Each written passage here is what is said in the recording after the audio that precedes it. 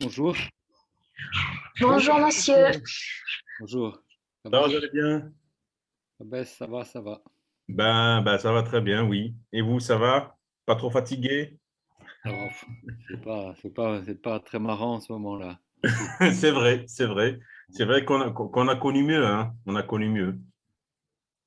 Ah oui, là, c'est sûr. On a connu Et, mieux. surtout, on sait pas si ça va durer Exactement. encore, hein. Aucune visibilité. Aucune Voilà. visibilité. Et c'est pas évident. Je viens de terminer mon cours avec les deuxièmes années en disant que peut-être qu'on se reverrait au deuxième semestre à distance ou bien en présentiel ou bien moitié-moitié. Donc, on ne sait pas, on ne sait pas encore comment on va faire. On ne sait pas comment Ouais. on va faire. Donc, professeur, on peut commencer, si vous le permettez. Oui, oui, on va commencer, hein. Merci beaucoup. Donc, je vais faire une petite présentation juste. Nous sommes au à l'enseignement numéro 18 aujourd'hui, et c'est le dernier enseignement pour ce module-là, Jean Monnet, le 18e cours. Donc, il y aura, je l'espère, un 19e enseignement, mais qui ne sera pas un cours, mais plutôt un séminaire pédagogique en présence de tous les enseignants responsables de ce cours. Donc, je ne vous présente plus professeur Delbecq, professeur à l'Université de Paris 1 et président de la Chambre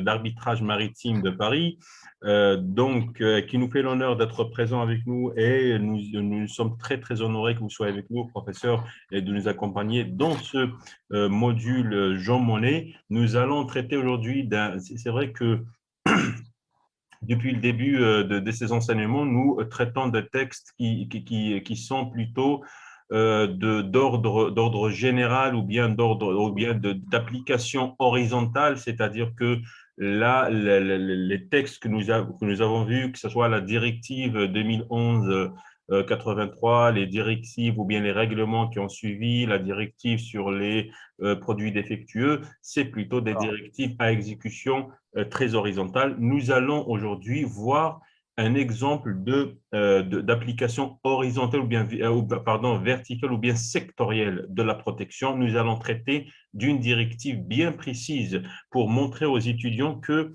au-delà des directives qui sont d'ordre général, il y a aussi des directives qui sont sectorielles, qui traitent secteur par secteur en matière de protection du consommateur. Nous avons choisi aujourd'hui de traiter de la directive européenne qui a trait ou bien qui traite de la commercialisation de produits financiers à distance,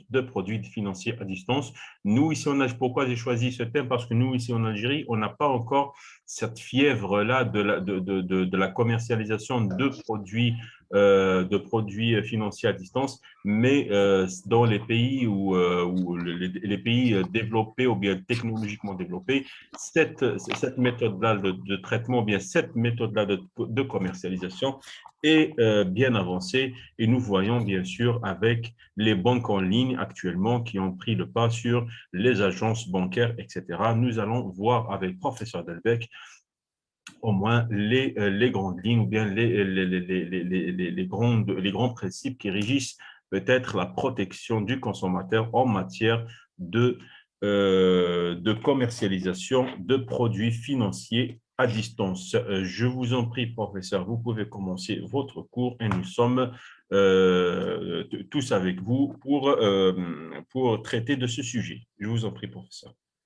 Merci beaucoup, Je vous en prie. cher collègue. Je suis encore une fois très, très, très honoré de participer à ces cours, et je vous remercie une fois encore de votre invitation, hein, C'est pour nous qui vous essayer remercions, de... cher professeur, hein. C'est nous qui vous remercions. Je vous en prie. Donc les remerciements sont tout à fait réciproques et partagés. Merci beaucoup. Donc, et je suis très heureux de retrouver naturellement tous vos étudiants, hein, Oui, pour aussi, oui. essayer, de présenter donc, certains aspects du droit, comme vous l'avez dit, du droit européen, hein. Et il est vrai qu'il y a de nombreuses dispositions qui ont un caractère horizontal, donc un champ d'application tout à fait général, mais On retrouve également un certain nombre de dispositions plus particulières qui concernent certains secteurs de l'économie, hein. Et c'est ce que nous allons voir à propos des services financiers, hein. Donc il y a, vous l'avez compris, au-delà des dispositions qui concernent pratiquement tous les contrats qui peuvent être conclus par des consommateurs avec des professionnels, hein, et des dispositions spéciales qui concernent certaines catégories de contrats, et ce qui est vrai en matière de vente, et ce qui est vrai également donc en matière de négoce, et ce qui est vrai également en matière bancaire.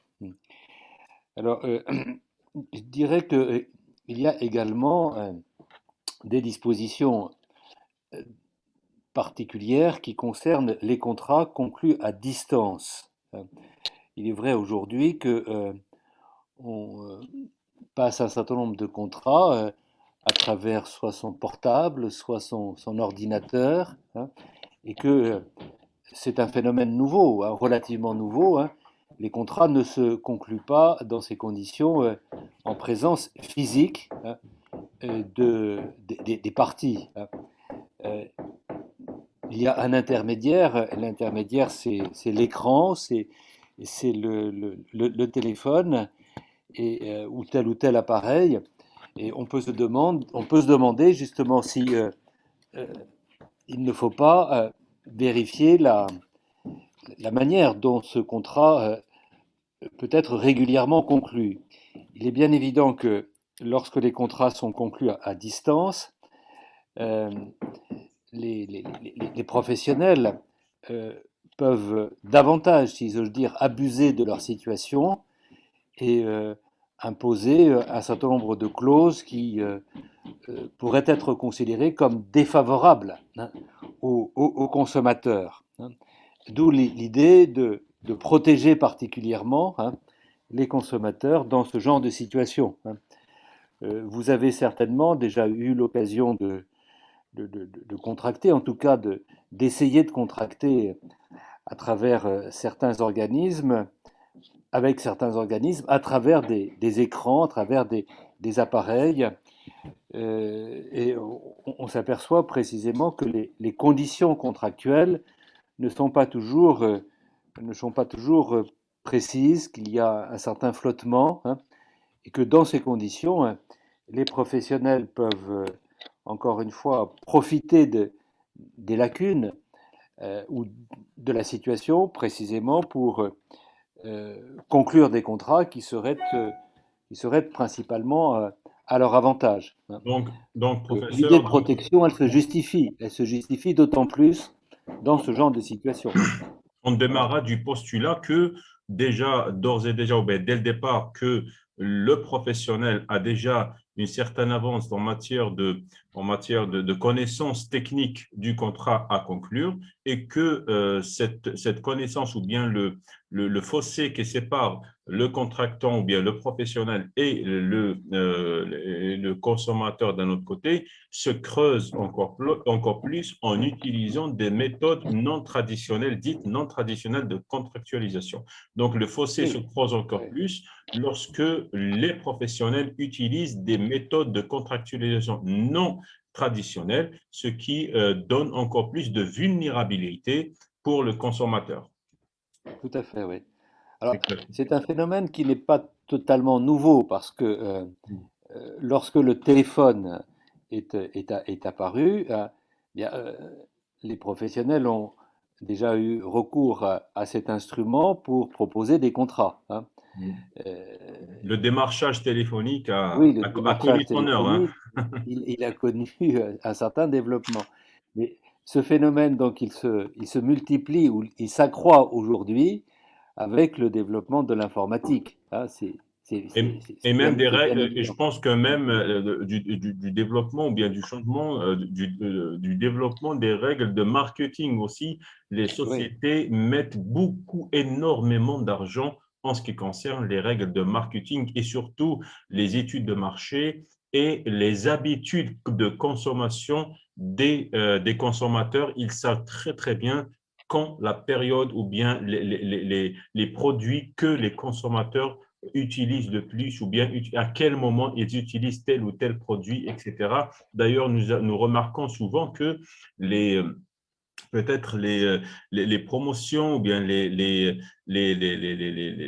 toutes les offres de promotion, etc., arrivent toujours au même moment pour tous les professionnels parce qu'ils savent très bien que cette période est propice à la consommation d'un tel produit. Oui. Et puis, il faut ajouter une chose, c'est que là, les contrats se concluent donc d'une manière assez particulière parce que les professionnels proposent les mêmes services à un ensemble de publics et non pas à telle ou telle personne.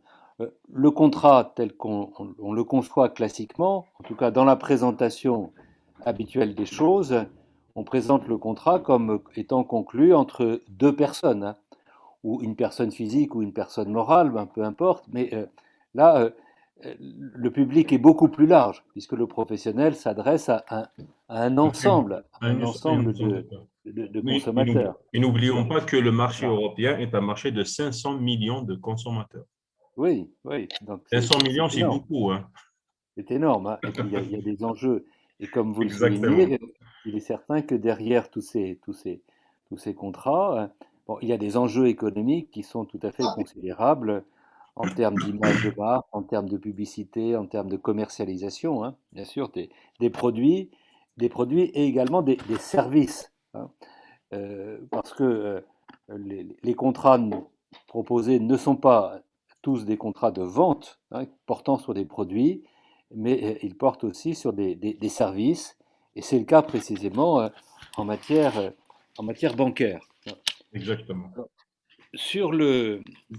Ben, parce que si vous voulez, professeur, je vais mettre, si vous le permettez, je peux mettre la directive européenne à l'écran pour que les étudiants, si vous avez terminé bien sûr votre introduction, pour que les étudiants puissent voir la directive en question, hein. Si vous voulez, je peux la mettre en... mettez là, donc oui, justement, Attends. après ces quelques observations générales, donc on peut en venir à notre sujet plus particulier, hein. Voilà. Donc là, c'est bon pour tout le monde? Je ne sais pas si... Donc, Voilà, hein, c'est donc, parfait. c'est la directive 2002-65, c'est ça? Voilà, la directive 2002-65 du 23 septembre 2002, hein, Voilà, voilà. qui est relative à la commercialisation à distance, hein, des services financiers, hein, auprès des consommateurs, Très bien. hein. Donc, on parle bien de la même directive. Exactement, hein. Très Alors, bien. il s'agit donc d'une directive dont, dont- dont l'objet, encore une fois, est d'assurer la protection des consommateurs dans un secteur particulier, comme on le disait, hein, qui est le secteur bancaire, hein, le secteur généralement des services financiers, hein. Alors là, ce qu'il faut commencer par observer, c'est que cette directive, elle a un champ Je ne sais pas. d'application qui est particulièrement large, hein, puisqu'elle Je- elle concerne tous les services, hein, tous les services qui ont trait à la banque, hein. Là, vous pouvez peut-être dérouler, Oui, hein, oui, il n'y a pas de souci. Vous me dites juste voilà. où vous voulez que... Donc, le champ d'application, hein. Champ d'application. Très Le bien. champ d'application Voilà. est particulièrement large puisque cela concerne tous les services et relatifs à la banque. Alors, on parle bien de services ici, hein. Les contrats ne sont pas des contrats juridiquement des contrats de vente, mais des contrats bancaires qui trouvent leur expression dans des prêts, dans des crédits. Et on parle aujourd'hui plus volontiers de prestations de services, hein, Exactement. par opposition aux À la fournitures de vente de produits. matériel. À la Voilà, vente de vente de matériel. matériel, vente de produits, hein.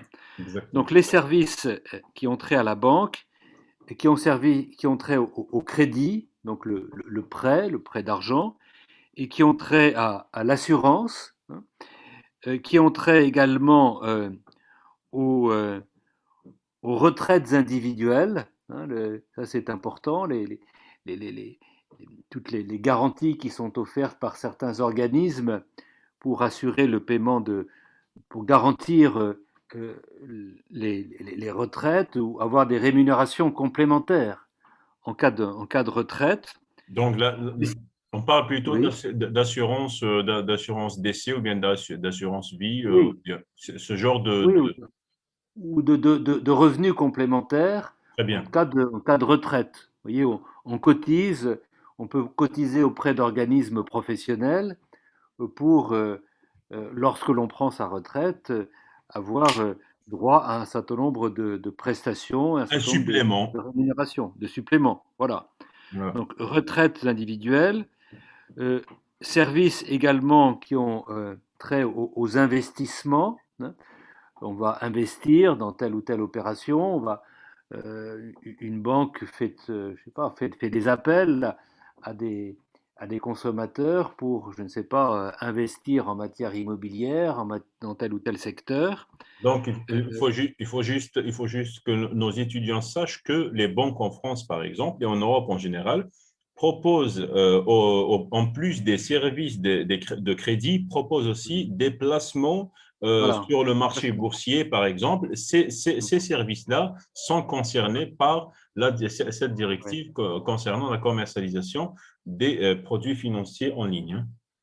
Exactement, parce que les banques aujourd'hui ont diversifié leurs services. Bon, les services traditionnels qui consistent à, Obtenir un à, crédit, à un tenir un financement, crédit, à tenir un compte de banque, sont bien entendu maintenus. Et les oui. services qui consistent à assurer le paiement de chèques ou assurer, je sais pas, le versement d'espèces, ça, ce sont des services traditionnels. Mais à côté de ces services traditionnels, eh bien, sont apparus des services qui sont, je dirais, beaucoup plus lucratifs pour les banques, qui consistent à proposer donc un certain nombre d'investissements, hein, euh, à des consommateurs pour euh, développer leur épargne. Alors, ces services qui sont plus ou moins risqués, hein. Oui. Effectivement, parfois les risques sont importants, mais parfois les risques sont assez modérés. Mais naturellement, lorsque les risques sont modérés, la rémunération est beaucoup plus faible, hein, de Oui. l'ordre de 1 ou 2% maximum. Mais si l'on accepte de prendre des risques, et on peut parfaitement, mais encore faut-il être informé, la rémunération, bien entendu, hein, peut être plus importante, de l'ordre de 5 à 6%. Donc là, vous avez raison de rappeler que les services bancaires, ils se sont aujourd'hui Diversifié, assez oui. sensiblement diversifiés. Donc les services de paiement ou les services de dépôt, hein, demeurent, mais à côté de ces services traditionnels sont apparus des services beaucoup plus sophistiqués, hein, qui correspondent à l'état Mais de la société actuelle, quoi. qui rapporte beaucoup plus aussi pour les Oui. banques, hein. Ah, bien sûr, qui peut être Oui, très, très rémunérateur pour les banques, bien sûr. exactement. Alors, cette directive a pour objet de rééquilibrer le contrat, hein, parce qu'il y Donc, aura nécessairement une relation contractuelle avec la banque et le consommateur. Donc le but, c'est de rééquilibrer le contrat en faveur du consommateur, en accordant au consommateur un droit de rétractation, hein, on va voir dans quelle forme, et en instaurant parallèlement une obligation d'information précontractuelle à la charge du professionnel, hein.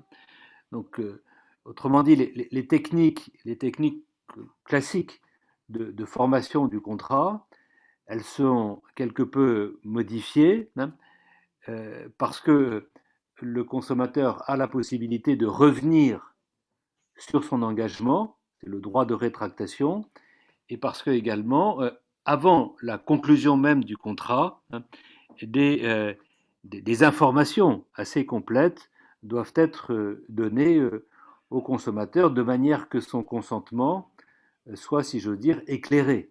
Non, libre et éclairé, oui, ça c'est. voilà, libre et éclairé. Alors, cette directive du 23 septembre 2002, elle a été, comme toutes du reste les directives dans l'Union européenne, elle a été transposée dans les législations nationales.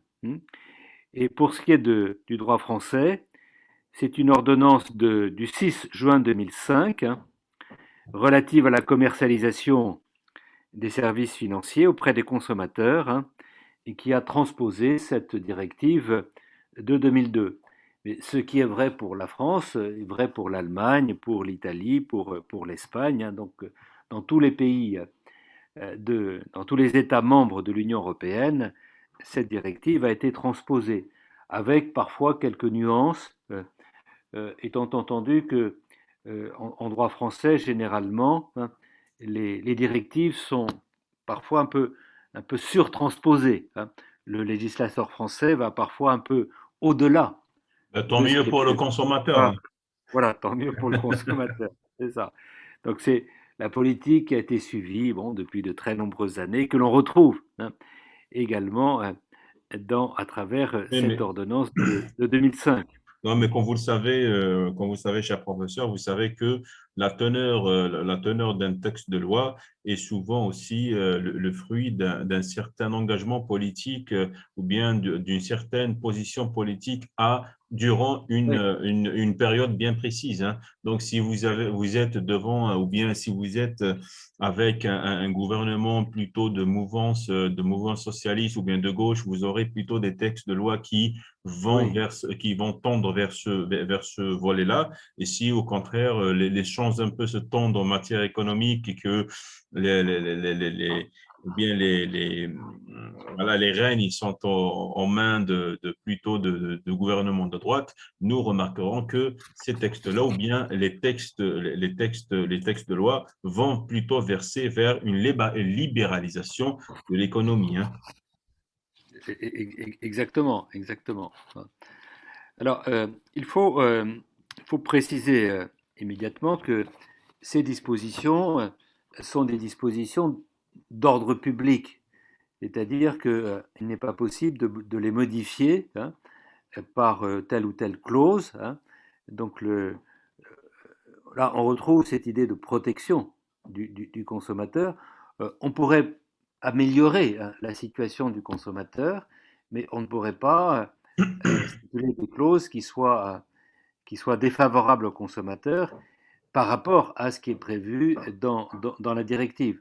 Donc l'ordre public, en quelque sorte, ici, est un ordre public De protection. unilatéral, voilà, de protection. Voilà. Comme disent les Anglais, c'est un ordre public one way mandatory, one way OK. en sens unique. En sens C'est-à-dire, unique, ouais. on ne peut pas déroger. On peut déroger en faveur du consommateur, mais on ne peut pas déroger en sa défaveur. OK. Voilà. Donc peut-être que cette vision-là est aussi concrétisée dans la plupart, si je ne me trompe pas, peut-être dans toutes les dispositions, les règlements ou bien les directives qui concernent la protection du consommateur. Donc, toutes ces directives et ces règlements mentionnent très clairement que les États membres peuvent prendre des dispositions plus sévères en faveur de la protection du consommateur, mais ne peuvent être en dessous Voilà. du seuil de protection que la directive ou bien que le règlement a mis en place. Donc, les États membres peuvent Exactement. encore mettre plus de garanties en faveur des professionnels, des consommateurs, mais ne peuvent en aucun cas baisser le niveau de protection en défaveur du consommateur. Exactement. Exactement. Exactement. Voilà. Donc, Donc, si vous voulez qu'on explique on peut reprendre là, on peut revenir à l'article premier et puis l'article premier, oui, dérouler. oui, oui, oui, oui. Là, il faut revenir un peu en, en arrière là, parce que là vous êtes sur l'article 2. Là, je suis sur l'article premier normalement. Attendez. Voilà, voilà. Voilà, Donc, très bien. on revient donc sur l'article premier. Donc, c'est encore une fois, l'article premier détermine le champ d'application. Donc, c'est les services financiers au sens, au sens large du terme. Hein, vous l'avez bien compris, services financiers classiques, comme les services financiers les plus sophistiqués, les plus élaborés. Bon. Alors, vous voyez, il y a également un alinéa 2 dans l'article 1er, hein, qui envisage les situations dans lesquelles il y a donc une première opération, mais qui est suivie d'opérations successives. Hein. Alors, pour les contrats qui portent sur les services financiers comportant une première convention, hein, suivie d'opérations ultérieures, d'opérations qui sont échelonnées dans le temps, hein, les dispositions ne s'appliquent ici qu'à la première convention, c'est-à-dire au premier contrat. Hein. Oui, sinon on ne s'en sortirait pas. Sinon, on ne s'en sort pas. Hein. Donc, il Voilà, est assez sinon, fréquent, effectivement, oui, il est assez fréquent lorsque l'on s'engage avec un banquier ou avec un établissement de crédit que bon, il y a plusieurs opérations qui sont envisagées, qui sont plus ou moins liées les unes des autres. Hein. Donc là, on a voulu mettre un peu d'ordre, hein, en quelque sorte, et la directive, elle concerne que le contrat initial, en quelque sorte. exactement. Bon. Voilà donc pour le champ d'application. Alors, on peut passer à l'article 2, hein, Sur les définitions. l'article 2 qui concerne les définitions qui sont intéressantes. Hein. Donc, voilà, Les définitions qui vont définitions conditionner l'application des articles conditionnent suivant l'article 2. Hein, exactement. Donc, les définitions sont très importantes. qui s'articulent, comme vous le disiez très, très précisément, dans le champ d'application de la directive. Alors, vous avez donc un certain nombre de définitions qui sont, qui sont précises, hein, mais que l'on comprend assez facilement. Alors, le contrat à distance, hein, on parle ici du contrat à distance, hein, c'est le contrat qui est conclu entre un fournisseur, enfin, le fournisseur, il est défini au petit c, donc c'est en substance c'est l'établissement de crédit, hein, et un consommateur dans le cadre d'un système de vente ou de prestation à distance organisé par le fournisseur qui, pour ce contrat, utilise des techniques de communication à distance jusqu'à la conclusion du contrat. Donc là, vous avez une formule assez générale qui permet de rendre compte de ce contrat à distance. Alors, la définition est un peu longue, mais elle est très compréhensive.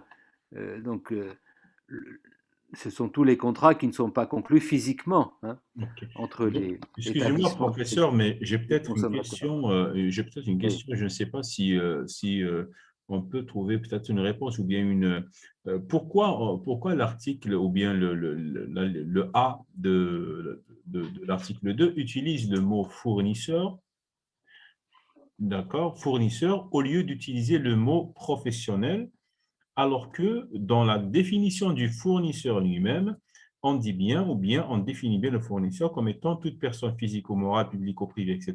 Oui. Donc, qui agit dans le cadre de ses activités commerciales ou professionnelles. Donc, je ne sais pas pourquoi la directive n'a pas utilisé le terme professionnel au lieu du terme fournisseur. Est-ce que la directive, on doit l'admettre, est une directive assez ancienne de 2002? Je pense que depuis 2002 jusqu'à aujourd'hui, 2021, je pense que les termes utilisés sont peut-être plus adaptés ou bien plus développé que ça. Hein. Je ne sais pas, c'est juste un point de vue. Moi, je ne connais pas la réponse. Je Non, pense on aurait pu dire le professionnel, mais là, on a parlé du fournisseur. Du reste, le terme fournisseur, il est un peu général. Hein. Moi, j'aurais plutôt parlé d'un établissement de crédit, hein, bon, d'un fournisseur, professionnel, quelque chose. ou alors le professionnel du crédit, quoi, Voilà, professionnel du donc, crédit. parce que fournisseur, peut-être que les gens fournissent plutôt des services plutôt Oui, que des oui. choses matérielles. Donc, je ne sais pas pourquoi, je ne sais pas pourquoi la directive a plutôt utilisé le mot fournisseur Bon, au lieu d'utiliser le mot professionnel qui était plus général, quel que soit quel qu'il soit fournisseur ou bien prestataire de services, ce serait plus général. Bon, ouais, non, mais Monsieur Atmani, il faudrait que la Commission européenne vous recrute justement des bons juristes comme vous. Voilà. non, oui, Parfois le vocabulaire n'est pas toujours très exactement, adapté, hein. Voilà. exactement, parce Voilà. que voilà, je me suis étonné, parce que depuis toutes les directives qu'on a vues à ce jour utiliser toujours le mot professionnel, c'est des directives assez récentes de 2012, 2015, 2018, etc. Mais là, ça m'a tapé à l'œil, le mot fournisseur me paraissait, bon, Non, vous avez peut-être, raison, hein, vous avez raison. ouais, Et vous savez, là, les textes, hein, les textes ne sont pas toujours très bien rédigés, hein. exactement, Et ils exactement. sont rédigés parfois par des économistes, hein. Oui, Et oui le langage aussi, des oui, économistes n'est pas celui n'est des pas juristes. exactement celui des juristes, Ouais, hein. c'est Et vrai, je ça c'est dirais, vrai, c'est vrai. vous avez raison, hein. Oui. Donc il faut vous faire recruter. Voilà. Je l'espère, pourquoi pas. Ah En bah tout oui, cas, hein. je vais mettre la vidéo en ligne. Donc, s'ils nous écoutent, il faudrait mieux Ah, voilà. peut-être corriger Oui. bon, je ne Et veux pas dire cette pour vos erreur, mais bon, étudiants aussi, hein. voilà. Voilà. Alors Donc, ensuite, donc la définition du service service financier. financier. Ça, c'est ce qu'on disait tout à l'heure, hein, c'est large, hein, les activités traditionnelles, puis les activités plus modernes. Alors, le fournisseur, on vient d'en dire un mot, hein. Donc, le consommateur, hein, le petit d, c'est le consommateur. Alors, là, le consommateur, vous le voyez, c'est toute personne physique, hein, toute personne physique qui agit dans le cadre de ses besoins personnels, hein, hein. Donc, Donc, la directive ne la personne déroge pas. physique.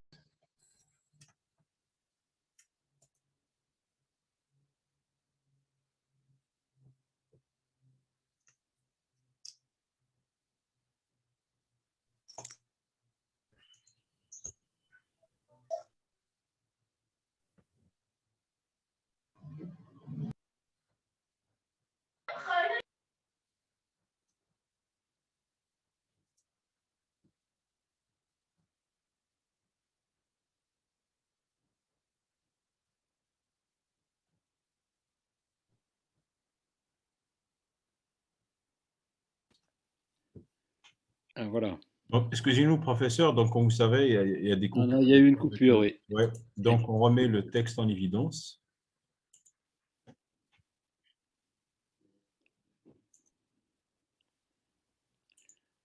Ah, voilà, ouais. Voilà. Donc, on était au D, hein. Oui, oui. Attendez, là, j'ai plus le texte sous les yeux, là. Normalement, vous devrez l'avoir très. Ah, vous ne l'avez plus sous les yeux. Donc, sinon, je vais mettre.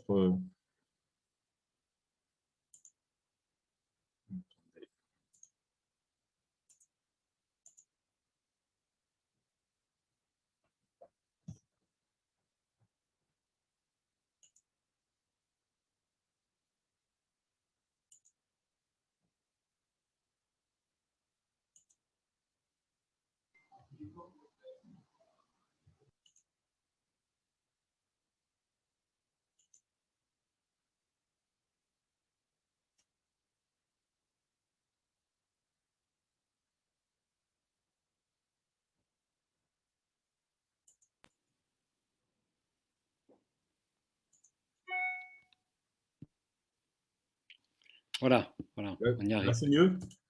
Oui, oui, là, on y arrive, voilà. Ah, très bien. Très bien. Donc, consommateur, c'est la personne physique, hein, et qui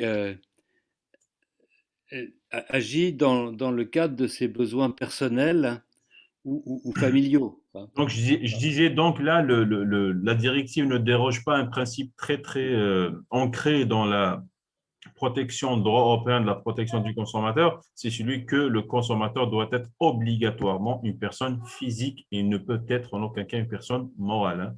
Oui, oui. Ce qui, par parenthèse, peut soulever parfois quelques questions parce que Énormément de questions, oui. il y a on peut penser par exemple aux associations, hein. Les Oui, associations, bon, elles sont plutôt dans la situation de personnes physiques, hein. Elles n'ont pas de connaissances particulières. Une société, c'est différent. Mais une association, je crois que l'association, elle mérite aussi d'être protégée, hein. Mais là, exactement, oui. on n'a pas voulu protéger les personnes morales, même en position De d'infériorité, même faiblesse. en position de faiblesse, et Peut-être que on on limite la peut-être protection aux personnes physiques. Peut-être que la Commission européenne considère que ces personnes morales-là disposent peut-être de services ou bien peut-être d'organes consultatifs internes qui peuvent être, voilà, dans toute association ou bien dans toute société, il existe des juristes, des économistes, etc., Ouais, ils ont enfin, peut-être les qualités personnelles pour traiter d'un dossier. Voilà, les organes oui, consultatifs. lorsque vous avez une petite association Ah sportive, oui, là, là c'est bon, différent. Ouais. de football dans un petit village, bon, cette association sportive, bon, elle n'a pas Elle n'est pas de... protégée. Non, non, non. Elle n'est pas protégée, oui. Moi, enfin, après, il y a des grosses associations, Oui, d'accord, bien mais... sûr. mais- UFC Choisir n'a pas de souci de ce ouais, côté, hein. oui, oui, oui, oui. Donc Oui. là, là c'est bon, c'est un parti qui a été pris par le législateur européen de Oui, protéger uniquement les personnes physiques. Voilà. oui, je pense que les législateurs internes ou bien les pays membres du Conseil ont suivi le législateur européen dans ce concept. Oui. Voilà, quoi, il ne dispose de protection que pour les personnes physiques, hein, qu'ils considèrent comme étant les seules personnes consommatrices Oui. d'un produit ou Mais alors, service. les solutions ne sont pas les mêmes dans tous les secteurs, hein. Oui, Notamment en matière de clauses abusives. Là, on peut avoir une conception, en droit français en tout cas, on a une oui. conception qui est plus large, hein. Toujours en faveur du consommateur. Tant que la conception plus large en faveur du consommateur, je pense que les Oui. institutions européennes ne vont pas taper sur Non, les doigts, mais non, non. dès que ça rétrécit le champ d'application d'un règlement ou bien d'une directive, là, ça peut conduire à certaines sanctions, hein. Exactement, exactement. Voilà. Bon, vous voyez ensuite là, donc on définit le support durable, hein, Support durable. instru- Ouais. instrument qui permet au consommateur de stocker les informations, hein, puisque c- cette notion, elle sera reprise après par les textes, hein. Euh, alors, vous pouvez observer par parenthèse que ce qui est intéressant de noter aussi, c'est de voir la technique De communication? de pas maintenant, mais de fabrication des textes, hein. Oui. De plus en plus, lorsqu'on fait un texte, on commence par des définitions, hein. Oui. Et puis ensuite, on envisage le contenu même du texte. C'est ce qui est fait par la directive. Donc il y a des définitions, puis après on rentre dans le contenu du texte. Mais Alors c'est exact. des définitions qui sont fonctionnelles, parce qu'elles valent pour le texte en question. Elles ne valent pas Exactement. pour d'autres textes, hein. Exactement. Voilà, Exactement. C'est voilà. pour ça que c'est comme les abréviations dans une thèse. Donc, on commence toujours par les abréviations. Ensuite, on commence la thèse. Comme ça, on n'y revient plus avec les abréviations. Donc là, Voilà. juste après le champ d'application de la directive, on est directement passé aux définitions. Comme ça, pour les textes qui vont venir pour cette directive, les définitions qui sont mises en évidence sont les définitions de l'article 2 Voilà. de cette directive. Exactement, exactement. Voilà, très bien.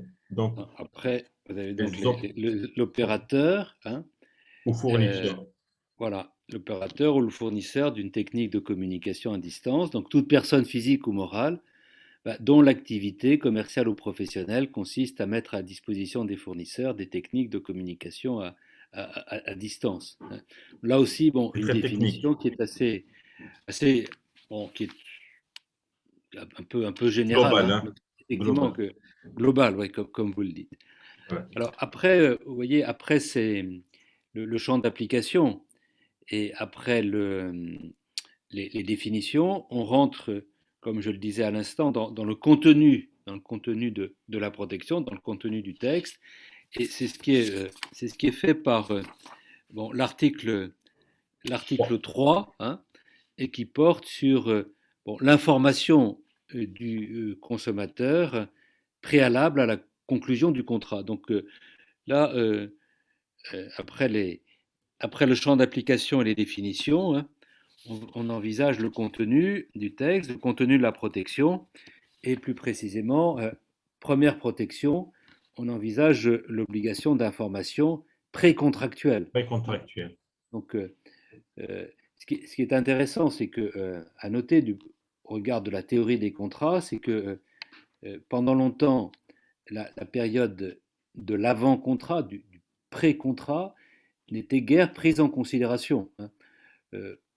On raisonne en termes d'offre et d'acceptation, de vice du consentement. Donc, le droit posait des conditions, hein, sur la conclusion même du contrat, hein, la rencontre de l'offre et de l'acceptation, et sur les vices du consentement, l'erreur, le dol. Bon.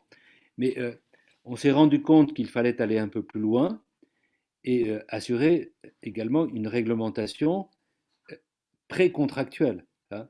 Alors, la jurisprudence avait avancé cette idée, notamment dans certaines opérations, la jurisprudence a pu imposer aux professionnels un devoir de renseignement, hein, notamment en matière de vente. Bon, le vendeur, le fabricant, hein, doit renseigner son acquéreur. Devoir de renseignement qui trouve des expressions dans des modes d'emploi qui sont souvent élaborés. Alors là, on retrouve la même idée en ce sens que on protège déjà le consommateur dans la période précontractuelle, hein. Et donc là, on fait Voilà. référence souvent aussi au devoir au principe de bonne foi précontractuelle Oui, pour justifier cette intervention jurisprudentielle.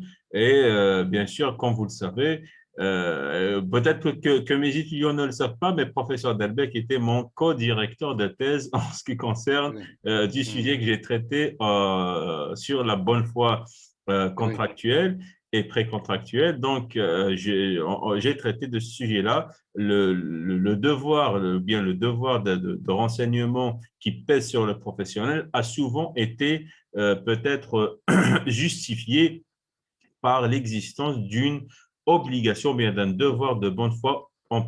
en période précontractuelle, hein. Exactement, exactement. Donc là, on en trouve une Une belle belle application, illustration. une illustration, hein. Ouais. Alors, précisément, vous le voyez, donc l'article 3.1, en temps utile, hein, donc avant que le consommateur ne soit lié par un contrat ou par une offre, hein, donc on est vraiment avant le contrat, hein, même avant l'offre, il reçoit des informations, hein, bon, concernant bon, le fournisseur, le contrat, etc. Alors, concernant d'abord le fournisseur, l'identité, l'activité principale du fournisseur, l'adresse géographique, bon, de manière à ce que l'on sache, que l'on connaisse exactement quel est le fournisseur, hein, le fournisseur qui est en cause. Fournisseur qui a été défini préalablement, hein, dans l'article 2. Exact. Okay. Là, peut-être le seul souci qu'on peut retrouver, cher professeur, c'est que depuis peut-être une dizaine d'années, on voit un florilège de banques en ligne qui Oui, n'ont pas oui, peut-être qui n'ont pas d'adresse géographique bien précise ou bien qui oui, n'ont pas peut-être… Là, ça devient un peu compliqué en ce qui concerne la détermination de ce fournisseur-là. oui, oui, oui. Il Voilà. est essentiel de savoir avec qui Exactement, on exactement. va faire l'opération, hein. Exactement, parce qu'en cas de litige, nous allons obligatoirement Oui, voilà, oui, avoir un souci pour déterminer, par exemple, pour le lieu, l'adresse, par exemple, de déterminer, par exemple, le tribunal compétent territorialement pour examiner le litige, hein. voilà. Donc donc le fournisseur, l'identité du représentant du fournisseur, hein. Si le consommateur a des relations commerciales avec un professionnel autre que le fournisseur, l'identité de ce professionnel. Bon. Donc là, on rentre dans toutes les modalités, hein, qui peuvent intéresser le fournisseur d'abord, hein. Donc des informations sur le fournisseur et tout ce qui entoure le fournisseur. Bon, Exactement. des informations également, donc petit 2, donc sur le service financier, hein. Alors ça, c'est encore plus important, hein. Là, En oui, là, c'est question l'objet du d'attente, contrat, hein. l'objet du contrat. Alors, description des principales caractéristiques du service financier. Service financier qui peut être donc de l'assurance, hein, qui peut être, encore une fois, Du du placement, crédit, de... qui peut être un placement, hein. Donc, comment se présente ce service financier. Euh, Bien, la autre, définition du service en lui-même, hein, peut-être que oui, oui. peut-être que le consommateur ne connaît même pas ce que ça veut dire un placement, hein. Ah, certes, oui, oui, ou ignorer. Il saura sans doute ce qu'est un chèque ou bon, une Oui, carte peut-être aussi une carte de paiement, mais après sur le placement lui-même et sur les risques d'un placement, oui. ou Là, sur le, le devoir de mise en garde va entrer en jeu, hein. ouais. Alors, il y a beaucoup de, ce qui est assez souvent proposé par les banques en France, mais je pense qu'en Algérie aussi, c'est Les les, brochures. les assurances, Ah assurances sur oui, la vie, ah oui, hein. ah oui. Voilà, ça, ouais. Et ça, Mais c'est, le seul souci avec les voilà. assurances, peut-être, professeur, je ne sais pas si vous êtes d'accord avec moi ou pas. Je ne sais pas comment ça se passe en France, mais je ne sais pas si c'est exactement la même chose en Algérie. Donc, les banques proposent un assureur auprès duquel le Voilà. consommateur Ouais, doit obligatoirement ouais, contracter. Et là, c'est une atteinte, à mon sens, c'est une atteinte à la liberté contractuelle. Si l'assurance a besoin d'une assurance vie ou bien d'une assurance risque financier, etc., à moi, le consommateur, de choisir le prestataire ouais, d'assurance que je veux. Mais le professionnel ou bien la banque ne peut pas m'imposer son propre assureur pour contracter ce contrat d'assurance. Je ne sais pas comment ça se passe en France, mais en Algérie, nous remarquons que les banques obligent les consommateurs à traiter ou bien à contracter une assurance vie ou bien une assurance décès avec un assureur bien déterminé et que souvent les prix des assurances pour ces assurances-là sont exorbitants pour le consommateur. oui, oui, oui. Mais alors peut-être que ces assurances sont des filiales, non, des établissements de crédit. Là, ça devient encore plus compliqué. Dans ce cas-là, on serait Oui, dans un contrat où il y a contractation avec soi-même, ou bien oui, contractation avec la oui, personne, ou bien oui. le contractant va avoir la double casquette de juge et partie dans ce cas-là. Non, je suis d'accord avec vous. Je suis d'accord avec vous. Là, c'est pas toujours très clair. Et en France aussi, hein, c'est Voilà, pas donc toujours très il clair. faudrait peut-être que les associations de protection du consommateur se penchent un peu sur ce problème-là, qui devient un problème assez récurrent, hein. Oui. Enfin, cela dit, vous avez raison d'un point de vue juridique. Mais après, le problème se pose aussi d'un point de vue économique, Oui, d'un point de vue financier, parce aussi. que vous savez qu'il y a beaucoup d'épargne, hein, qui Oui, sont exactement. recueillies par les assurances. Et l'État a besoin de cet argent, hein. Et donc, Exactement. Donc, il y a pas que le point de vue juridique sur la oui, question. Je suis oui, complètement oui, d'accord oui, avec il y a un vous. point de vue de politique économique aussi, là, qui est pas facile à Oui, régler, hein. oui, oui, c'est difficile à trouver le bon équilibre entre Bon les équilibre. intérêts de consommateurs d'un Ouais, côté et ouais. les intérêts économiques des États de l'autre. Oui, c'est sûr, hein, puisque Mhm. les assurances vie, ça représente beaucoup d'argent, hein. Beaucoup d'argent d'épargne, oui. Voilà. Oui, oui, beaucoup d'épargne.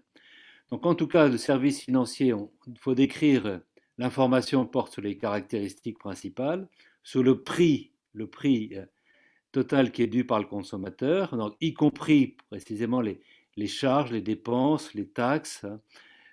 Parce que assez souvent, ça on le sait, à côté d'un prix principal, il y a toute une série d'accessoires, hein, et là, Exactement.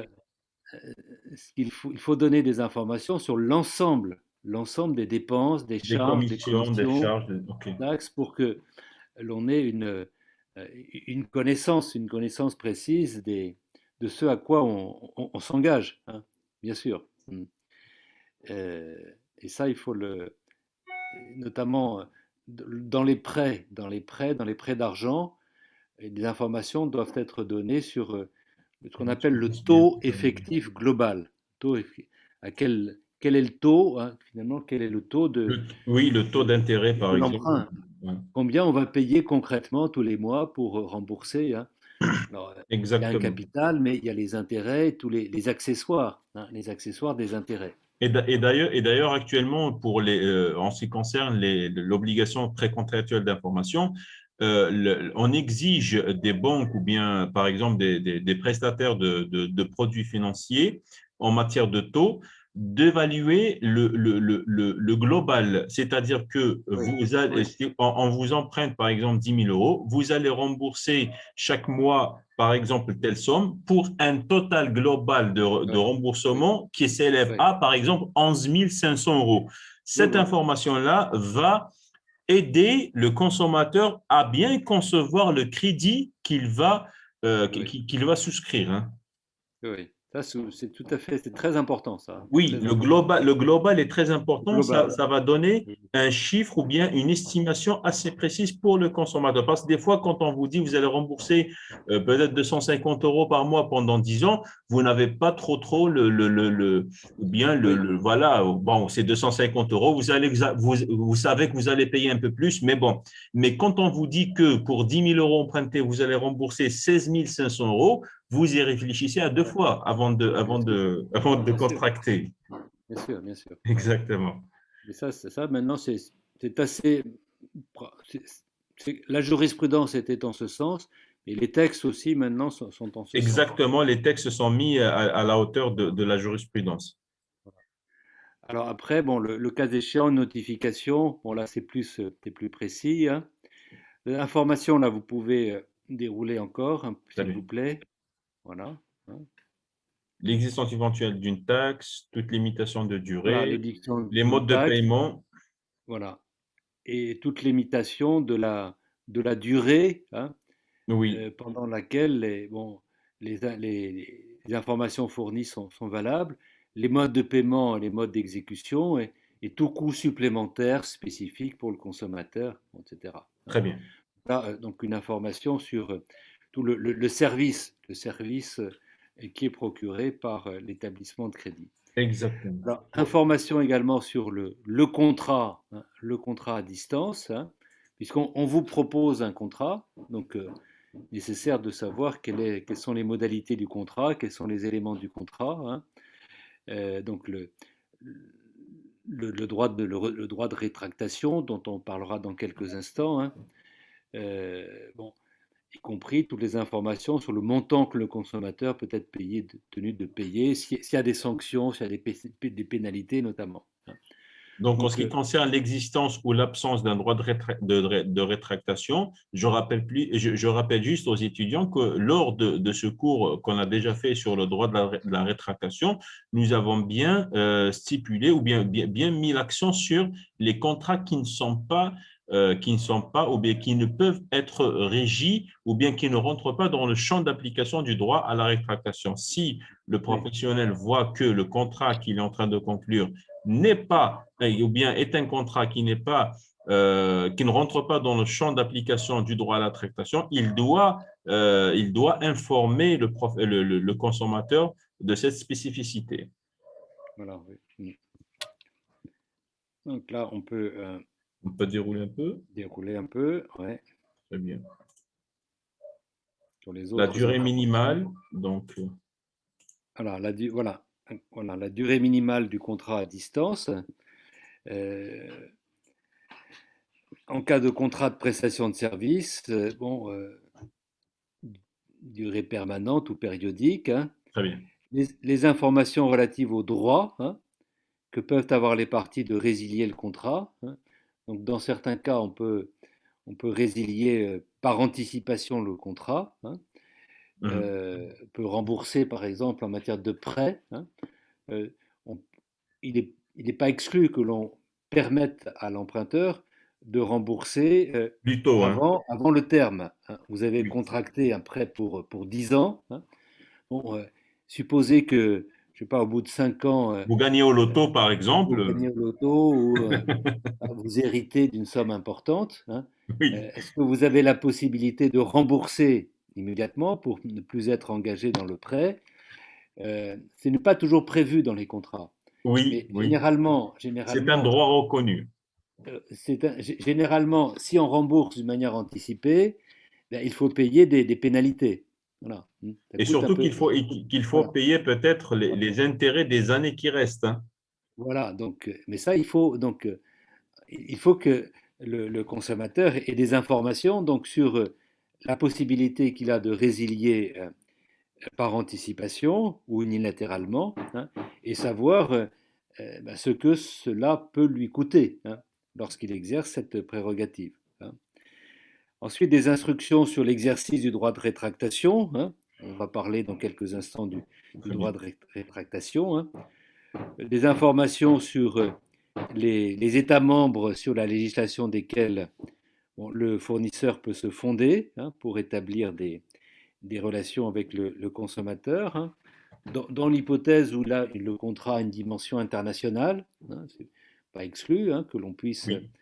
pas qu'un consommateur en France soit en relation avec un établissement de crédit qui est en Allemagne, ou inversement, hein. Euh, des clauses La trans, également d'information la sur, transnationalité, hein. C'est voilà, oui, transnational. Voilà. les contrats ne sont pas nécessairement des National, contrats national. nationaux, hein. Oui. Donc, il peut y avoir des questions de droit applicable, de législation compétente. Et précisément, donc là, lorsque cela est le cas, des informations doivent être données sur les clauses qui concernent la législation applicable ou des clauses qui concernent la juridiction qui peut être compétente, hein. Donc je reprends mon exemple, s'il y a un contrat entre je sais pas, entre un consommateur en France et un établissement de crédit qui est en Allemagne, euh, je vous demande une seconde, hein, il faut que je réponds à un téléphone Allez-y, là. allez-y, Pardon. allez-y. Allô. Oui, bonjour, bonjour Jean-Claude. Oui. Non, non, je vous en prie.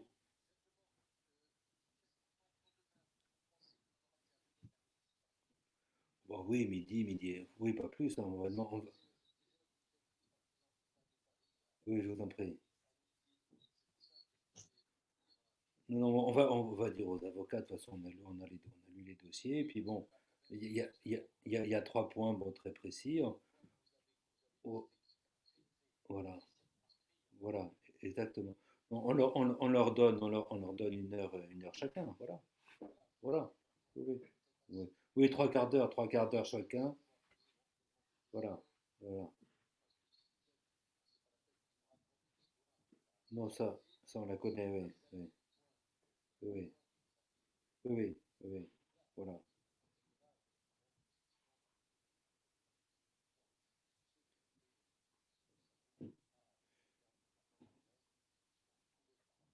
Oui, c'est ça, exactement. Oui, oui, oui, oui. Ah, on a un peu de latitude, oui, on a un peu de latitude, oui, justement. Oui, ça me peu plus de souplesse. Et ça, donc, je le dirais aux avocats, hein, qu'on terminera à midi, voilà, hein, voilà, c'est ça. Bien sûr, non, non, mais on fera comme ça, bien sûr, bien sûr. Il y a souvent des travaux. De toute façon, il peut stationner là. Oui, mais il peut stationner à l'angle, vous savez, à l'angle avec la rue de la Paix, là. Oui, oui, oui, de nous, rue de la Paix. Oui, là, on peut toujours se garer, là. Voilà. Voilà. C'est là, puis après, c'est à 1 minute, hein. Voilà. Oui, voilà, c'est ça, c'est ça. Entendu. À demain. Je vous en prie, Jean-Claude. Merci. À demain. Excusez-moi, hein. Non, non, allez-y, professeur. Allez-y. Excusez-moi, là, j'avais un coup de fil là, qui est tombé, là. Il n'y a pas Alors, de souci. donc, on parlait des hypothèses dans lesquelles le contrat a une dimension internationale. C'est pas exclu, hein. les contrats ne sont pas nécessairement purement nationaux, et donc il peut y avoir des questions de conflit de loi, des questions de juridiction compétente, et donc il faut que les consommateurs soient informés de, de cette situation. Alors, vous voyez donc les clauses concernant la législation applicable, hein, ou concernant la juridiction compétente. Alors sur la législation applicable, bon, la législation, c'est peut-être la législation allemande, espagnole ou italienne, mais c'est avant tout la législation qui découle de la directive. Hein, euh, donc il y aura très peu de différence, hein, entre la loi allemande et la loi française, ou la loi française et la loi Donc, italienne. Ça, voilà. vu que c'est une transcription Oui, de la oui, directive européenne, donc oui, la même transcription, normalement, d'ailleurs, c'est pour cela qu'on retrouve dès l'article 1er ou bien de la directive que l'objectif de la directive étant d'harmoniser aussi la protection des consommateurs en matière, par exemple, de commercialisation de services à distance de produits financiers. Hein. Donc, dès le oui, départ, on met bien en évidence que l'objectif étant d'harmoniser tous ces textes au niveau européen. voilà, oui. Et puis alors des informations sur la langue, hein, ou les langues dans lesquelles sont communiquées les conditions contractuelles, hein. Euh, alors, étant entendu, là, je ne connais pas toutes les législations sur Européenne. les langues, mais en tout cas, lorsque le droit français est applicable, si le consommateur est en France, la langue, ce sera nécessairement la langue française, hein, la langue qu'il Oui, manie, hein. oui, Voilà. Ça, c'est, euh, donc là, enfin, pour ce qui est du droit français, je ne connais pas oui. toutes les autres législations, mais pour ce qui, il y a donc d'autres dispositions euh, qui s'appliquent certainement dans ce genre de situation, qui prévoient que lorsque le consommateur est en France et lorsqu'on lui communique, bon, des informations, hein, s'il est consommateur, les informations doivent être données dans sa propre langue, hein. Exactement. Ça, c'est important, hein, bien sûr, parce que on ne comprend pas toujours les langues étrangères, hein. Donc Oui, autrement dit, il y a un élément de protection du consommateur qui trouve son expression dans le respect de la langue du consommateur lui-même. dans tous les cas, professeur, tous les devoirs d'information, bien toutes les obligations d'information qui pèsent sur le professionnel dictent textuellement que l'information doit être compréhensible pour le consommateur et parmi les conditions qu'une information soit compréhensible, qu'elle soit délivrée dans une langue compréhensible Voilà, pour le consommateur. voilà, voilà. Oui, oui. C'est ce que dit la loi française, hein, Voilà, compréhensible, de manière voilà. lisible et Lisible et compréhensible par compréhensible. tout moyen. Voilà, c'est Voilà. ça. Donc, pour les recours, je ne sais pas si on traitera des recours ou bien on se... Alors, les recours, on peut dérouler un petit peu là. Donc, voilà, l'existence ou l'absence de procédure extrajudiciaire de réclamation de recours accessible au consommateur qui est parti. Alors, il faut des informations sur la question de savoir euh, si- lorsqu'il y a des difficultés, lorsqu'il y a des litiges, bah, La si possibilité de se il y a diriger une possibilité de vers une règlement à l'amiable, médiation, vers une voilà, médiation. de médiation, vous voyez, hein. Donc, exactement, c'est exactement le cours qu'on a vu hier avec professeur Billyman qui vous salue Ah, à l'occasion. oui, C'était le règlement extrajudiciaire des litiges ou bien des conflits de consommation. Et nous avons vu qu'il existe aussi des instances de règlement à l'amiable, amiable des litiges de consommation. oui, oui. Alors, pour ce qui est précisément, pour ce qui est enfin, des litiges en matière de banque, hein, de crédit, donc il y a une médiation, hein. Il y a un médiateur, hein, médiateur qui peut être sollicité assez facilement, et avec des frais qui sont tout à fait réduits, hein. Donc là, Ou on n'est peut-être pas qu'il dans la peut... médiation que l'on trouve dans les contrats entre professionnels, hein. Oui, Une oui. médiation qui est favorable au. Ou Donc bien il faut des informations ou sur. bien dans les Il faut des arbitrages informations. dans les arbitrages maritimes, hein. oui, de l'arbitrage au plus lourd de CCI ou d'investissement, bien sûr. Exactement, là, c'est plus compliqué, Là, hein. c'est des professionnels. Là, on est dans un monde de Exactement, professionnels. exactement, Voilà. exactement. Et également des informations sur l'existence de fonds de garantie, Une hein, garantie. ou de mécanismes d'indemnisation, hein, relatifs aux garanties des dépôts. Alors, ça, c'est une question, bon, qui peut se poser malheureusement, et qui s'est posée à l'occasion de la crise dans l'Union européenne, une grande crise des années 2008, une Oui, crise les importante. subprimes, oui. Voilà, alors, à la suite des subprimes. Et on s'était demandé justement si certaines banques ne pouvaient pas tomber en faillite, hein. Oui, Naturellement, si elles une avaient banque des est fonds en de faillite, garantie. ça pose d'énormes problèmes, hein, bien sûr. Alors, d'où précisément la mise en place depuis un certain nombre d'années de fonds de garantie pour assurer aux consommateurs que même si la banque tombe en faillite, ils seront globalement remboursés. Voilà. Donc il faut des informations. C'est important, hein, de savoir que c'est important de savoir que s'il y a une faillite de banque, eh bien, on ne va pas tout perdre, hein. Ça, Voilà. on va perdre un peu, mais pas tout, hein. Donc des On va informations rassurer sur les les fonds de épargnants, garantie. hein. Voilà. Oui, Pour oui. rassurer les Ça, épargnants bon, dans l'Union européenne, enfin, en France, pour l'instant, il n'y a pas eu de faillite de banque. faillite de banque, mais aux États-Unis, hein, aux États-Unis, c'est quelque chose de, pas de fréquent, mais ça peut arriver, hein. En Algérie, on a eu la faillite de Khalifa Bank, hein. Oui, mais à la suite de Khalifa Airways, hein, c'était Airways, Oui, oui, ben une c'était filiale. tout le holding qui était tombé, hein. Voilà. Oui, oui, tout le holding de Khalifa, oui, oui, oui, oui. Ouais. Une grosse affaire, mais qui était Grosse d'abord affaire. une affaire de transport aérien. Aussi, ouais. De chaînes de télévision, de banques, de voilà. Avant, il avait des chaînes de télévision aussi, Oui, oui, d'accord. oui, Ah, ouais. aussi. Ah, d'accord. Ouais, Ouais. ouais. Ah, mais c'était bon, un personnage, si j'ose Oui, dire. exactement, c'était un personnage, Ouais, oui. oui. Bon. Mais c'est vrai que là, il faut qu'il y ait des mécanismes de protection parce qu'on n'est Et pas bien à sûr. l'abri, malheureusement, on n'est pas à l'abri de ces faillites, hein. Oui, oui, voilà, oui, oui, oui, oui, oui. Là, pour les fonds de garantie, voilà, il faudrait faire quelque chose pour que le fonds de garantie soit actionné pour que le consommateur ne perde pas trop d'argent en matière Oui, si la banque fait faillite. oui, oui.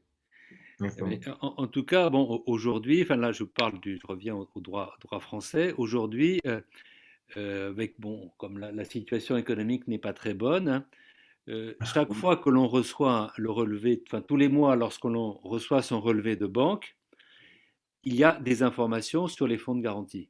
Voilà, donc pour Ce qui nous, rassurer un peu tout le monde, hein. ce qui nous rassure. Sinon, tout le monde irait pour retirer son argent de la Exactement, banque et la liquidité, on en a besoin. exactement. Là, vous avez L'épargne, on en a besoin. parfaitement compris, hein. Voilà, exactement.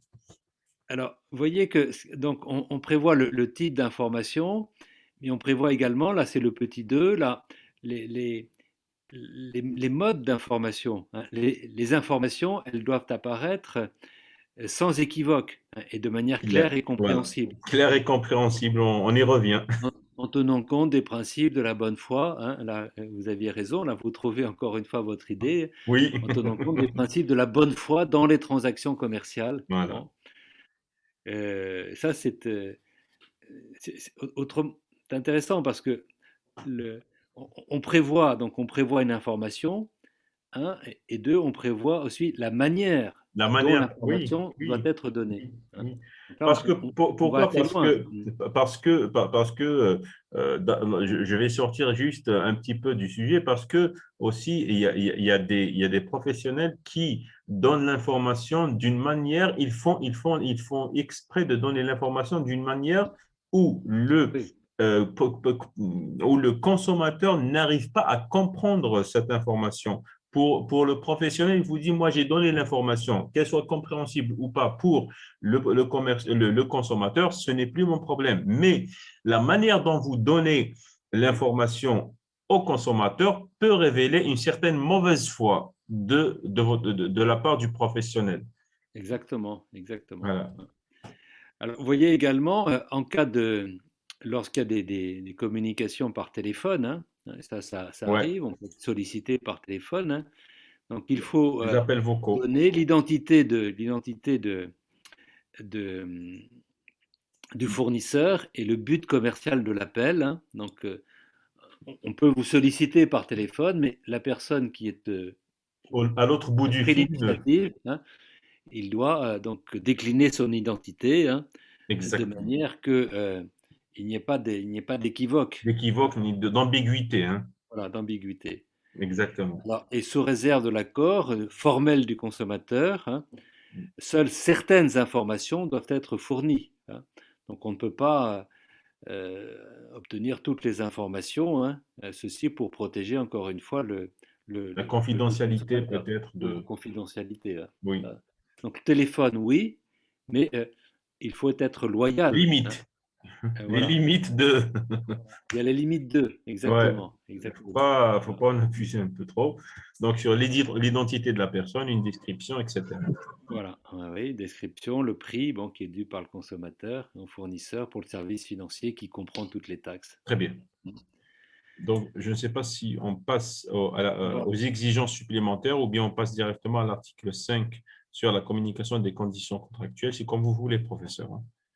Juste, on va jeter un œil sur les conditions là, d'information Très encore bien. là, pour terminer, mais je crois qu'il n'y a Il n'y a pas de nouveau, hein. pas vraiment de nouveau. Ouais. Voilà. Donc, exigences supplémentaires. Euh, Très bien. bon, là, c'est plutôt. On peut passer vite là, hein, il n'y a pas de. Hein, Oui, oui. Je pense que c'est pour exi- voilà, de dire que s'il y a une autre disposition européenne oui, oui, qui oblige le professeur à avoir des informations, ces informations-là sont, on va dire, s'ajoutent aux informations qui existent dans cette directive-là. voilà, exactement. Ouais. Donc, il y a Très bien. différentes strates, il y a des couches dans les législations, hein, voilà. Exactement, exactement. Ouais, ouais. Donc, communication des conditions contractuelles et des informations préalables. Voilà, oui. Alors, à l'article 5, voilà, on arrive à. On est toujours dans le contenu, hein. Oui, oui, dans l'objet du contrat. Voilà, oui.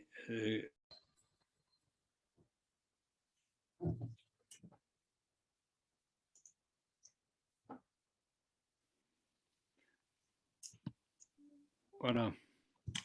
Excusez-nous encore une fois, professeur Non, Delbecq. non, non, mais ça, bon, ça, c'est Voilà. pas. Donc, je ne sais pas si vous avez l'écran. Voilà, ça y est, voilà. Très bien. Oui, donc, communication des conditions contractuelles, hein, et les informations préalables. Donc, le fournisseur va communiquer au consommateur, hein, donc toutes ces conditions et toutes les informations dont nous avons parlé, hein, Exactement. sur un support Papier. durable, un support papier, hein, de manière qu'il n'y ait pas d'ambiguïté, hein. Donc, prévoit donc comment est assurée concrètement cette transmission des informations. Donc, sur support papier ou bien sur support durable, ça Oui, pourrait être un mail, par exemple, qui doit être envoyé oui, aux oui, commerçants pour qu'il soit, oui. voilà, Étant entendu que le support durable a été défini préalablement, hein. exactement. Voilà. Exactement. Donc, Voilà le 1 du 5, le fournisseur, le petit 2, là, remplit l'obligation qui lui voilà, incombe remplit l'obligation qui lui incombe. immédiatement. Alors immédiatement après la conclusion du contrat à distance, hein, OK. si celui-ci a été conclu à la demande du consommateur en utilisant la technique de communication à distance, ne permettant pas de transmettre les conditions contractuelles. Bon, là, c'est les modalités, hein. Très bien, oui. Je pense On est dans les. qu'on pourra passer directement au droit à la rétractation qui nous semble plus Voilà, oui. intéressant peut-être. Donc là, vous avez compris donc que le consommateur, il doit recevoir ces informations Oui, de oui, manière qu'il n'y ait oui. pas d'ambiguïté et que de manière que l'information soit concrètement Surtout assurée. qu'il garde une copie Oui, du contrat en cas de litige, hein. oui, oui, c'est ça. Oui, oui. Euh, donc les informations doivent apparaître sans équivoque et sont fournies encore une fois de manière lisible et compréhensible. Voilà. Donc première, euh, première série de protections, hein, elles trouvent leur expression dans ce devoir d'information précontractuelle. Hein. Alors, il y a une deuxième série de protections, hein, qui trouvent leur expression dans, dans le droit de rétractation. Hein. C'est l'article 6. Hein. Donc là, c'est important parce que même si le contrat était conclu, hein, le consommateur est d'accord pour passer tel ou tel crédit, etc., être en relation avec telle ou telle banque, il a encore, même s'il a conclu le contrat, la possibilité de se rétracter.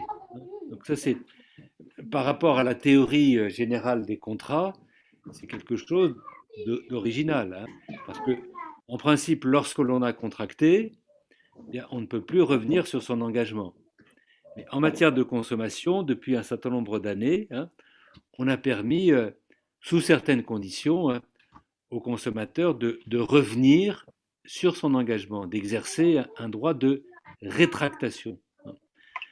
Alors, il y a des techniques qui sont parfois différentes. Il peut y avoir aussi une technique qui consiste à donner un droit de réflexion au consommateur, de lui dire, vous ne pouvez pas contracter tout de suite, il faut contracter après une période de 10 jours. On vous a informé, le contrat ne peut pas être conclu tout de suite, il sera conclu au bout de 10 jours.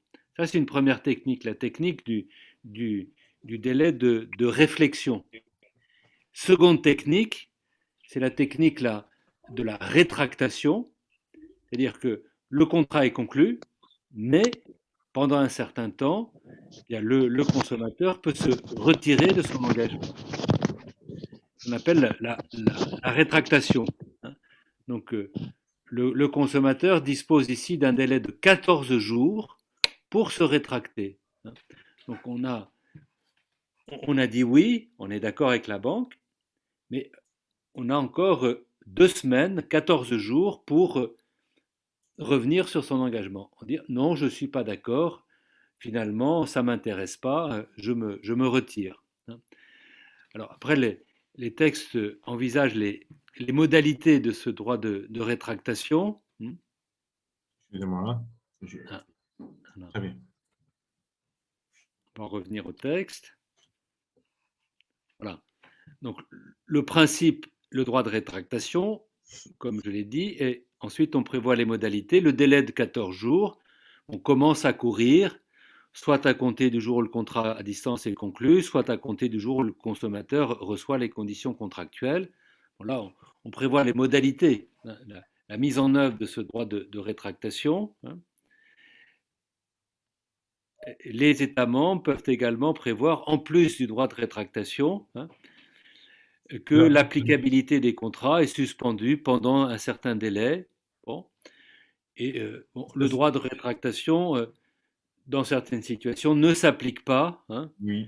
Bon, il ne s'applique pas aux services financiers dont le prix dépend de fluctuations du marché. Par exemple, il ne s'applique pas aux opérations de change, ce qui se comprend. Hein. Oui. Donc C'est on au va jour le changer, jour. Le change, change des dinars le change en change. dollars. Oui, hein, bon, on change des dinars en euros. Bon, là, c'est difficile.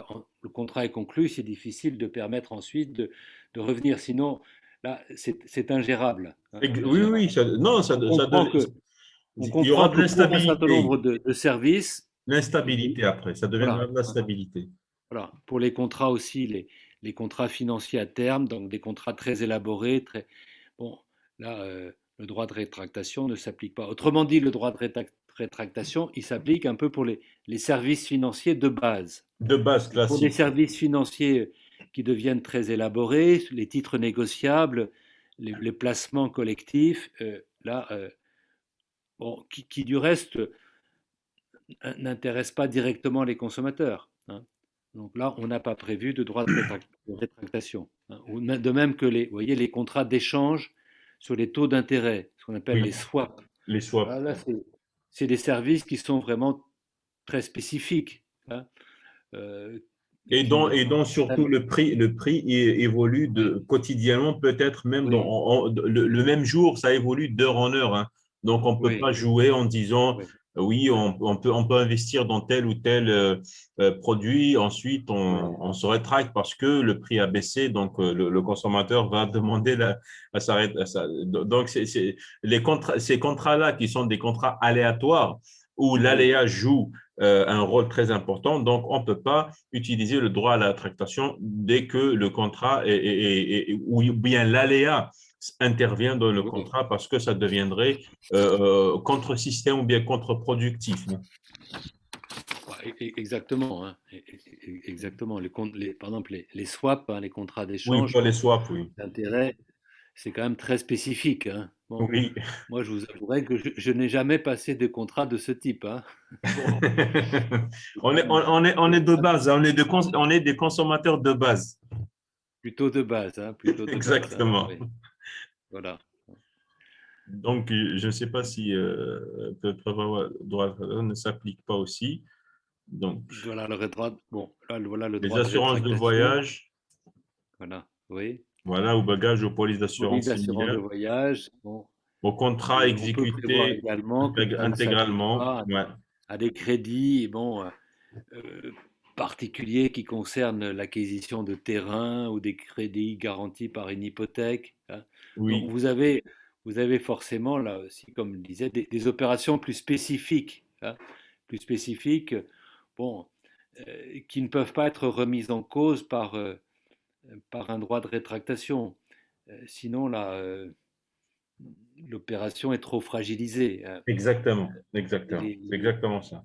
les banquiers, la protection est importante, bien sûr, mais il ne faut pas de surprotection, parce que après la Parce que surprotection ça gênerait ouais. se retourne contre le consommateur lui-même. Exactement, exactement, parce que Oui, il y a aussi des intérêts économiques, comme vous l'avez dit, il y a aussi des intérêts oui, économiques oui, qui sont colossaux en matière de oui, produits financiers, bien donc on sûr. ne va pas jouer à j'y vais pas toutes les 30 secondes. Oui. Là, vous voyez, un crédit qui est garanti par une hypothèque, donc c'est des crédits lourds, importants, Oui, et généralement, lorsque il y a des crédits qui sont garantis par une hypothèque, bon, il y a un notaire qui intervient.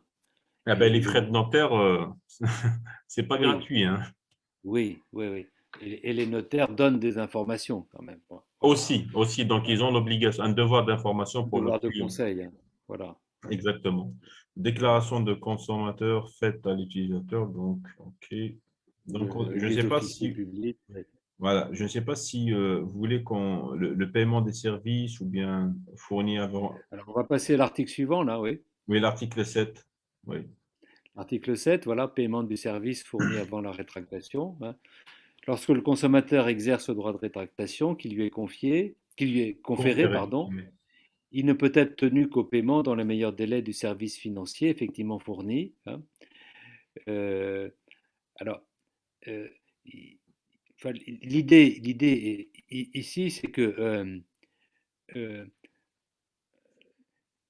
si le consommateur a commencé à payer avant qu'il n'exerce son droit de rétractation, bon, il doit avoir bon, la possibilité de se faire rembourser, hein. C'est oui. Ou alors on peut décaler le moment d'exécution du contrat. Exactement. Là, Donc, en ce qui oui, concerne, professeur, en ayant traité du sujet avec les étudiants, j'ai bien expliqué aux étudiants que dans ce genre de contrat financier, etc., de prestation de services, plus exactement, le contrat, pendant la durée entre le contrat, la conclusion du contrat, la date de conclusion du contrat et les 14 jours qui les séparent du droit à la tractation, initialement, le contrat n'est pas exécuté. Le contrat est suspendu pendant cette période en laissant bien au contractant ou bien au consommateur le droit de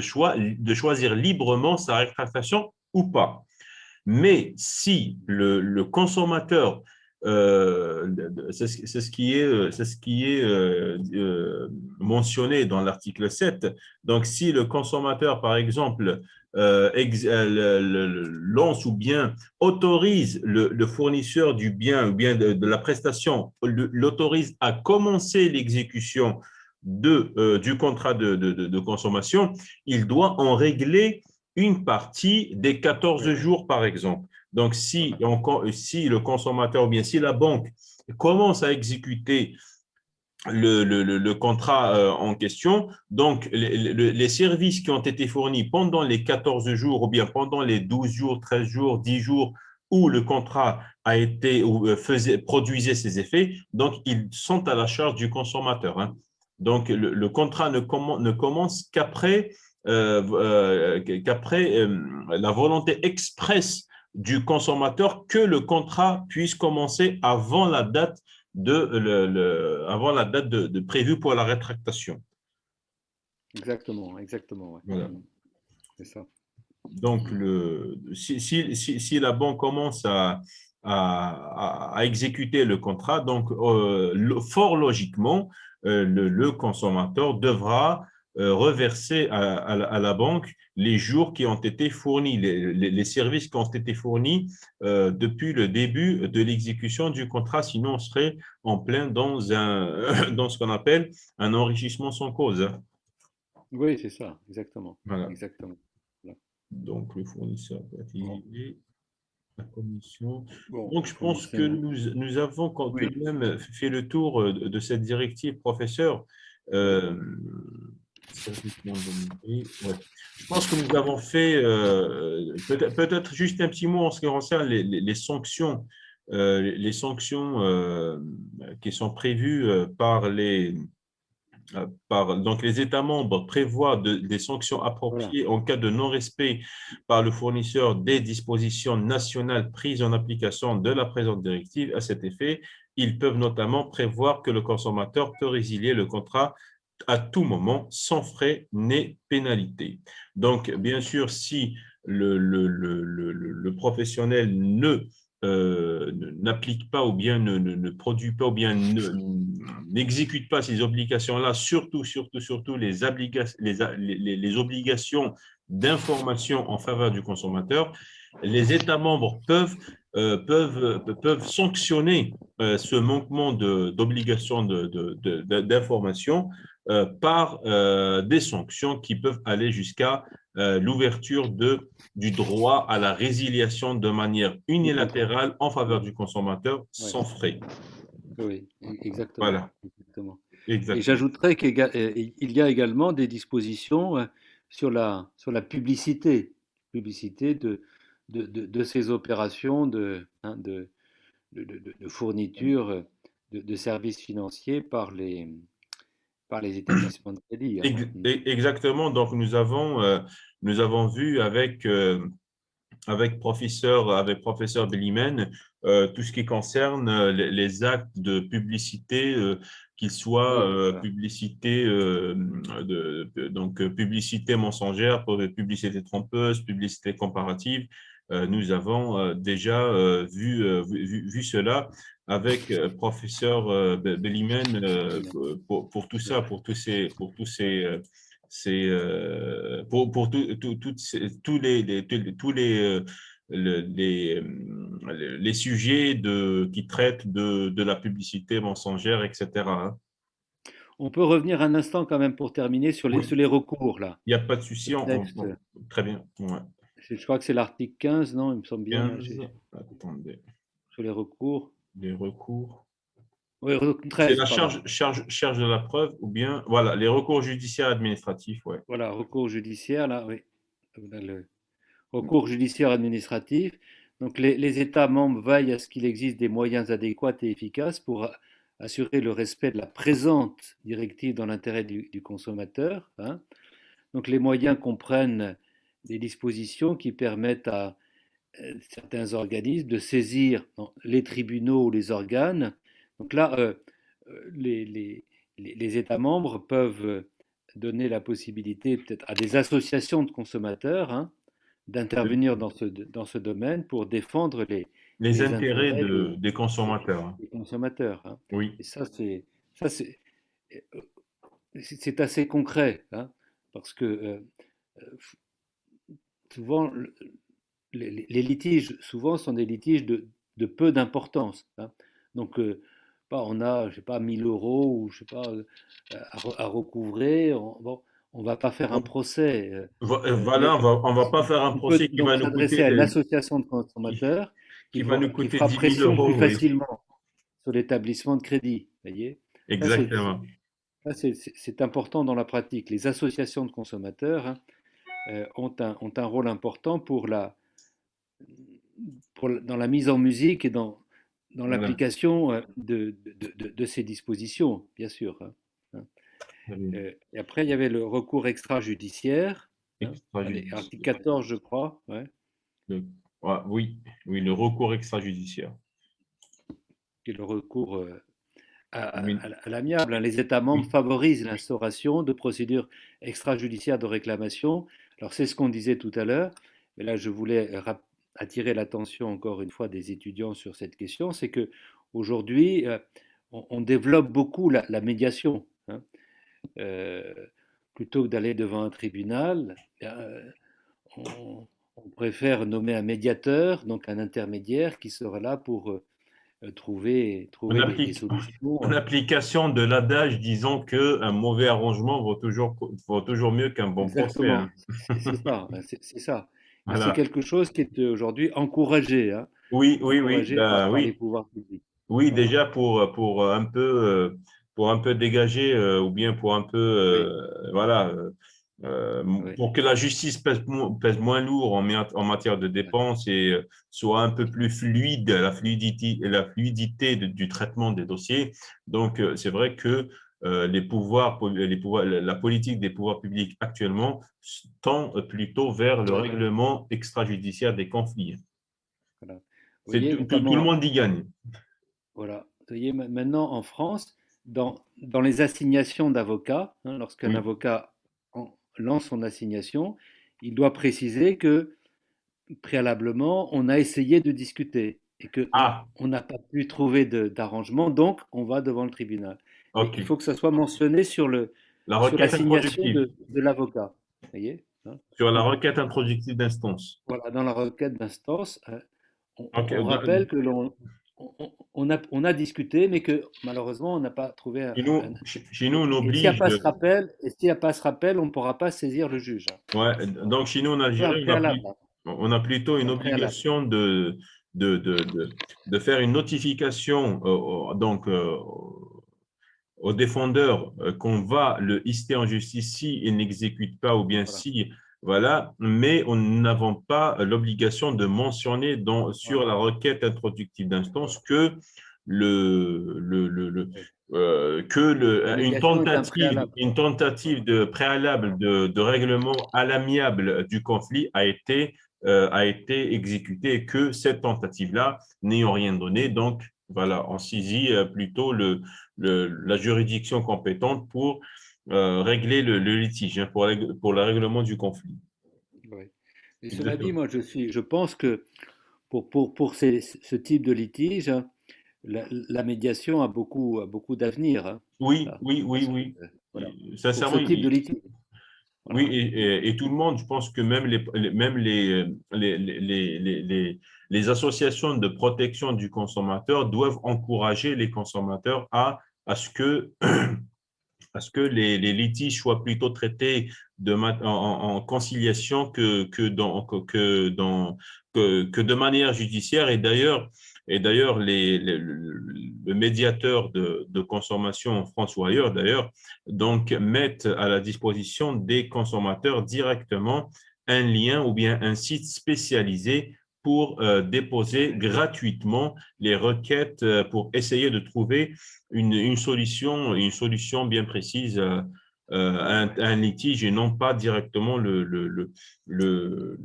voilà, Le- le proposer ou bien le présenter devant un juge, hein, un juge institutionnel, je veux dire.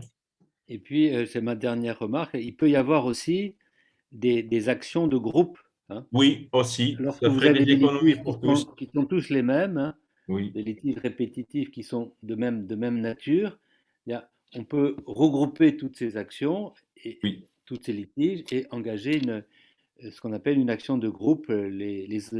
Ça vient des États-Unis, on parle de la class action. Voilà. Yes, Alors, yes, ok. je sais pas si je sais pas si en droit algérien ça a été consacré.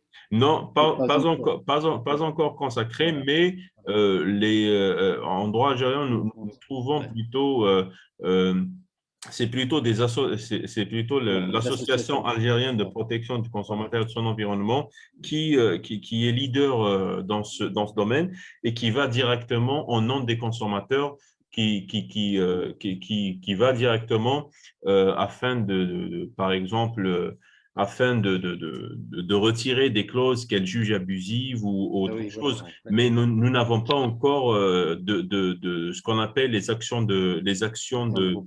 Ouais. de groupe. Oui, nous n'avons pas encore les actions de groupe où un groupe de personnes s'organise entre elles et en même temps, une autre personne. Ça, nous n'avons pas encore. Nous n'avons pas encore. Mais du reste, ici, ça marche pas très bien, hein, les actions de groupe. Hein. Ah, Non, il y a pas de. Il y a eu quelques expériences, mais pas. C'est pas quelque chose qui vraiment a démarré. Hein. ah oui, oui, oui, oui. Bon, C'est peut-être pas. qu'il faut donner aussi le temps voilà, le temps au Oui, temps ou bien le temps à la chose de s'installer, de voir après oui, où on peut améliorer la situation de telle ou telle pratique judiciaire. Hein. bien sûr, hein, bien sûr. Voilà. Merci beaucoup, professeur. C'était très, très, Merci très à gentil vous, à hein. vous d'être avec nous encore une Merci fois. à Je tous vos remercie aussi étudiants. Hein. mes étudiants qui ont été avec nous aujourd'hui. Je remercie aussi euh, professeur Delbecq pour sa patience et surtout Ah, je vous en prie.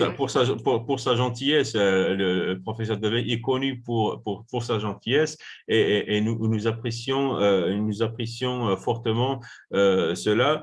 Merci à vous. Donc, rendez-vous, professeur, pour le cours conclusif ou bien pour Oui, le séminaire pédagogique avec tous les oui, acteurs de ce cours, volontiers, oui. les 5 enseignants ou bien les 6 enseignants euh, qui se sont euh, qui se sont impliqués lors de ce projet international qui est le projet Jean Monnet. Et aussi, je pense qu'on se verra après-demain Oui, volontiers. à À distance distance, oui. toujours, C'est ça. dans le colloque concernant le plagiat. Donc, Plagiat, oui. on se verra jeudi prochain, je l'espère, toujours à distance et je l'espère toujours en très bonne santé. Je vous Ah oui, remercie tous, voilà, je vous remercie tous mes Inch'Allah. étudiants Merci. et tous les intervenants pour ce cours et je vous dis à très, très bientôt. Au À revoir. très bientôt. Merci encore, hein. Au Merci revoir. encore. Merci à vous. Au revoir.